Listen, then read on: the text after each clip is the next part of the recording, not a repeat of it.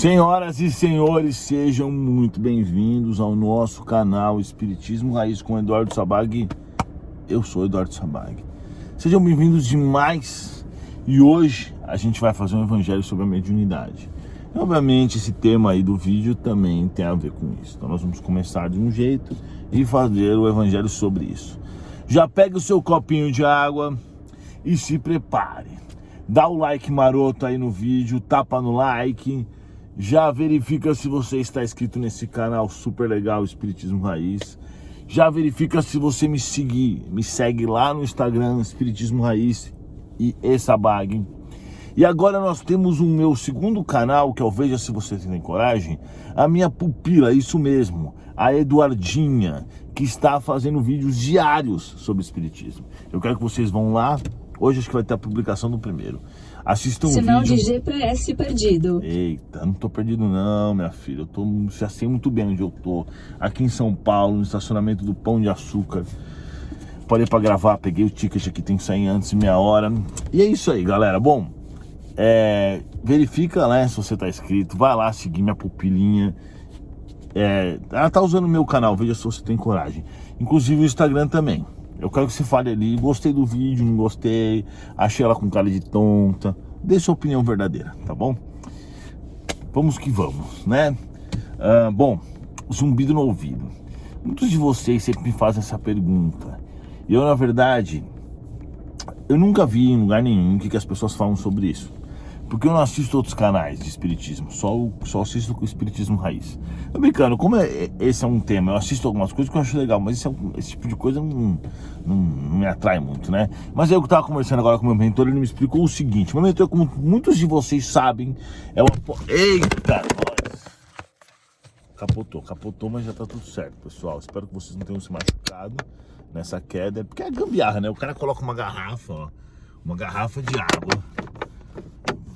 Uma bagunça do caramba, né? Mas tudo bem, pra segurar a câmera, né? A preparação do cara profissional. Aí tudo bem. Eu conversei com ele e ele me disse o seguinte, que isso é uma mudança vibracional.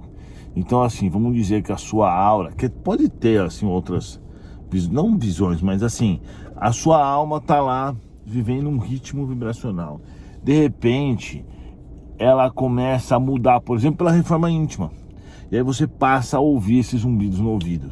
Mas eles também estão ligados à mediunidade, entendeu?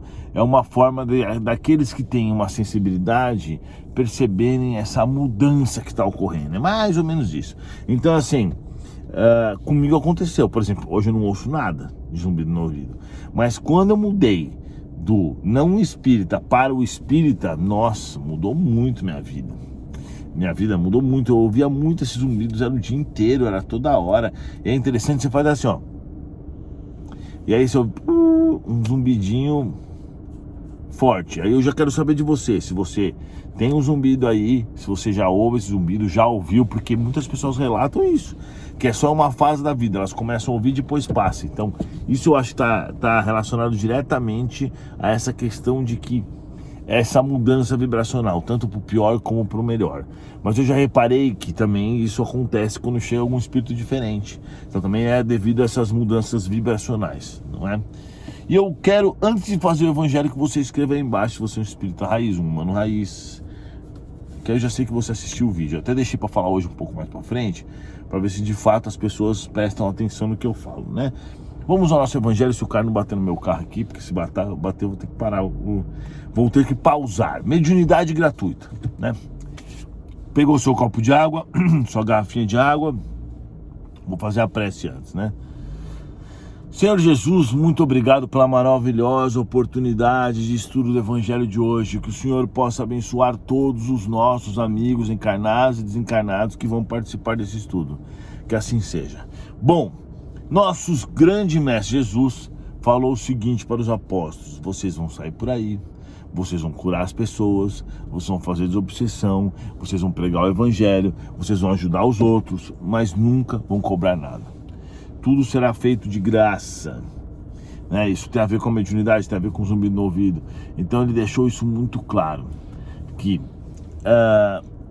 tudo que Jesus ensinou para eles deveria ser replicado às pessoas sem nenhum tipo de cobrança e sem nenhuma prioridade por ser isso ou aquilo, por ser importante ou não importante. E o exemplo que Jesus deu, se você for analisar as curas que Jesus fez, ele fez para o pobre e para o rico, para o poderoso e para o não poderoso, para o judeu, para o anti-judeu, para todos, entendeu? Exatamente porque ele queria dar esse exemplo para nós de que ele é o mestre de todos.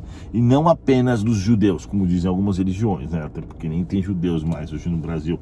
Quer dizer, judeus nem são daqui tudo. Então, assim, a gente tem que entender que o próprio Jesus teve essa preocupação de deixar bem claro para os apóstolos e para aqueles que o seguiam que a mediunidade não é negociada. E quando as pessoas cometem o erro de... desculpa, como o cara quase bateu no meu carro mesmo, mas não bateu. Como as pessoas cometem o erro de colocar o preço no espiritismo, elas estão realmente limitando. Vamos dar um exemplo. Uma palestra custa R$50. O que acontece? O Joãozinho pode ir na palestra, ele paga. Mas o Marcelinho não pode, não paga. Isso é justo? Não é justo.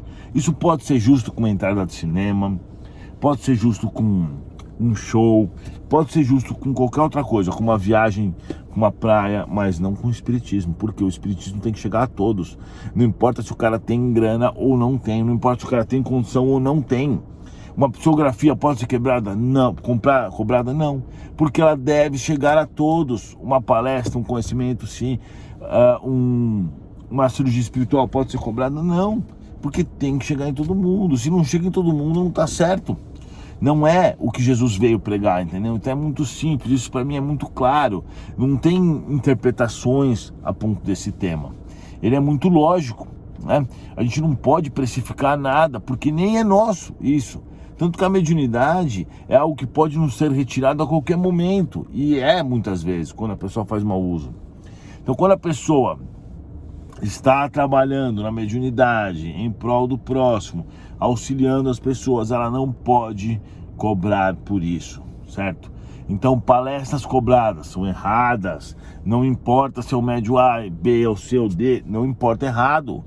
Cobra, pede doação, faz campanha, vende livro, não tem problema fazer isso. Mas cobrar pela entrada tem, porque ela vai estar limitando as pessoas. E, infelizmente, tem alguns maus espíritas, cara de pau, inclusive de federações e tudo, que cobram 200, 300 reais um congresso. Ai, mas é por causa da passagem do mês. Então faz uma campanha.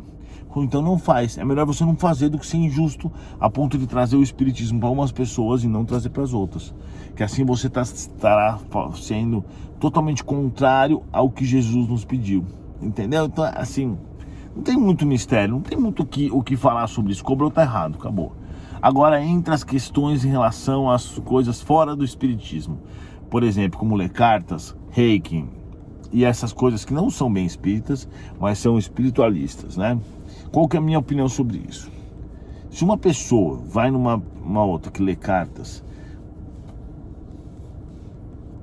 é difícil falar que não vai cobrar, né? Porque às vezes é o trabalho dela. Mas o que eu acho que ela tem que cobrar o mínimo possível, ou então apenas receber doações, porque ela não pode pretender enriquecer com isso. Mas por outro lado, eu não acho isso tão ruim fora do espiritismo. Porque, por exemplo, você tem aquele programa Médium americana, ela cobra dos pacientes, dos clientes dela. Só que ela, por um lado, ela traz espiritualidade para a vida das pessoas. E é algo que nos Estados Unidos isso não aconteceria se não fosse nesse modelo de negócios. Entendeu? Não é como o Brasil que a gente tem esse conhecimento espiritual, coisa e tal. Então, assim, de certa forma é ruim, sim, porque ela está comercializando a questão espiritual, mas é bom porque ela leva para as pessoas o espiritismo, ou o espiritualismo, ou a vida espiritual. Então é isso, é essa questão que ainda fica indefinida, que cada caso é um caso, merece ser apreciado e visto de forma concreta, né, com calma, mas assim... eu não sou contra esses programas que a mulher cobra exatamente por isso. Agora tem um outro programa que é um menino também, que ele é enfermeiro, se eu não me engano. Esse não cobra, ele atende os famosos, ele faz tudo de graça. Você vê, ele já tem essa mentalidade, ele sabe que o cobrar é errado, entendeu? Aí tem pessoas, por exemplo, como Márcia Fernandes e como outros espíritas que se dizem espíritas, isso daí tá errado, né? cobrar pela esponjinha que tira o obsessor, isso é ridículo, né? Pelo borrifador que tira o obsessor do azulejo, ou R$200 por uma consulta. Isso é comércio, não tem nada a ver com religião isso daí. Não tem nada a ver com espiritismo, nem com espiritualismo. Que tipo de espíritos vocês acham que vão auxiliar uma pessoa que visa o dinheiro? Os espíritos ruins. Você acha que espírito bom vai ficar do lado de alguém que tá ganhando lá R$200 a cada 20 minutos para fazer uma consulta? Claro que não, né? Só se o espírito fala assim, não, eu tô com um projeto de comprar uma Ferrari, o espírito fala, pô, nossa, boa ideia, cara, vamos lá então com aquele encarnado. Espírito não compra Ferrari, espírito não tem dinheiro, espírito não junta grana, espírito não faz essas coisas. Então os espíritos que estão ajudando encarnados a ganhar dinheiro não têm boas intenções. Eles querem que o dinheiro seja usado para o mal.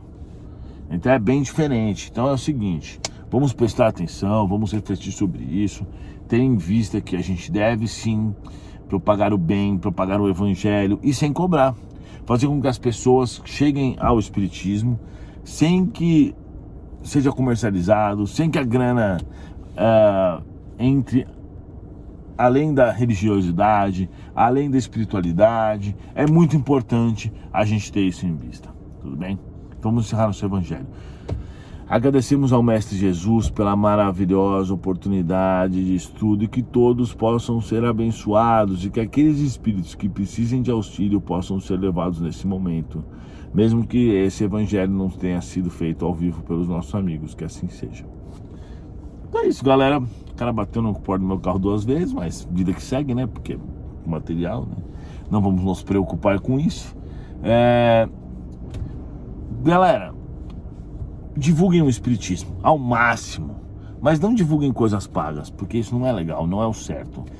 Tem gente que me pergunta muito sobre os cursos que as pessoas vendem. Putz, é complicado, eu não faria isso, né? Tudo bem que tem, por exemplo, eu acho que curso de mediunidade, curso de espiritismo não pode ser cobrado de jeito nenhum, obviamente. Não faça, basicamente, não façam consultas pagas, não façam, eu não iria em ninguém que lê tarô, lê búzios, é que isso aí é relativo, tem gente que até não seria tão ruim, mas a princípio eu não iria aí, eu não faria isso, tá? Tem gente até que eu sei que faz isso para ajudar os outros, tudo, então cobra um valor simbólico para não ficar sem nada, mas psicografia paga, nem pensar.